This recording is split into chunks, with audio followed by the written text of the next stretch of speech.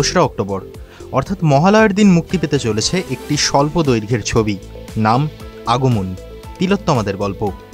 ছবিটির মুখ্য চরিত্রে অভিনয় করবেন তৃণমূল নেত্রী রাজন্যা হালদার, পরিচালনায় তৃণমূলেরই আরেক নেতা প্রান্তিক চক্রবর্তী। ছবিটির পোস্টার ইতিমধ্যেই সোশ্যাল মিডিয়ায় ভাইরাল হতেই শুরু বিতর্ক। রাজন্যার কথায় কোনো ন্যারেটিভ সেট করার বিষয় নেই, কোনো তদন্তের বিষয়, বিচার ব্যবস্থা বা কোনো তথ্যের সঙ্গে কোনো যোগসূত্রই নেই এই ছবির। তবে ছবি নিয়ে বিতর্ক সৃষ্টি হতেই তৃণমূল ছাত্র পরিষদের ভাইস প্রেসিডেন্ট পদ থেকে সাসপেন্ড করা হয়েছে প্রান্তিক চক্রবর্তীকে। যাদবপুর ডায়মন্ড হারবার জেলা তৃণমূল ছাত্র পরিষদের সহসভাপতি পদ থেকেও সাসপেন্ড করা হলো রাজন্যা হালদারকে। এদিকে সাসপেনশনের পরও চুপ নেই রাজন্যা।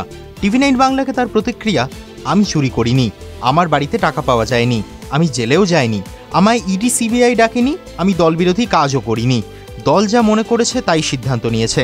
ছবিটি মুক্তি পাবে, সবাইকে অনুরোধ করব ছবিটি দেখার জন্য। সাবা আজাদের সঙ্গে সম্পর্ক, তাও নাকি ডেটিং অ্যাপে রয়েছেন ঋত্বিক রোশন। সম্প্রতি এমনই এক তথ্য ফাঁস করেছেন অভিনেত্রী উর্বশী রতেলা। তার কথায় রায়া নামক এক ডেটিং অ্যাপ ব্যবহার করেন ঋত্বিক।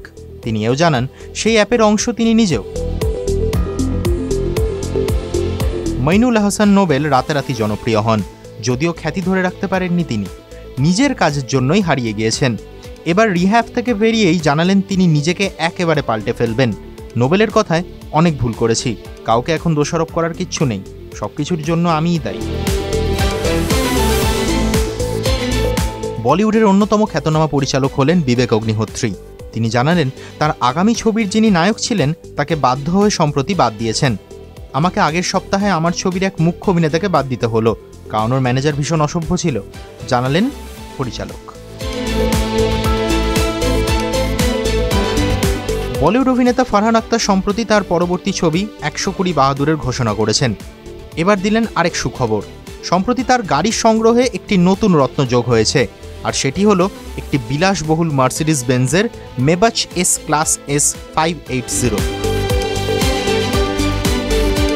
শাকচুন্নি দিয়ে শুরু করেই বাছা বাছা বাংলা গালাগালি। ভাবছেন হঠাৎ কেন এমন খেপে গেলেন বিদ্যা বালন? কারণ তিনি আবার ফিরছেন ভুল ভুলাইয়া ফ্র্যাঞ্চাইজে।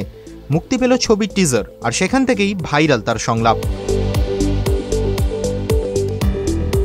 প্রতিবাদে সামিল দেব, তবে কেন পুজোয় মুক্তি পাচ্ছে টেক্কা?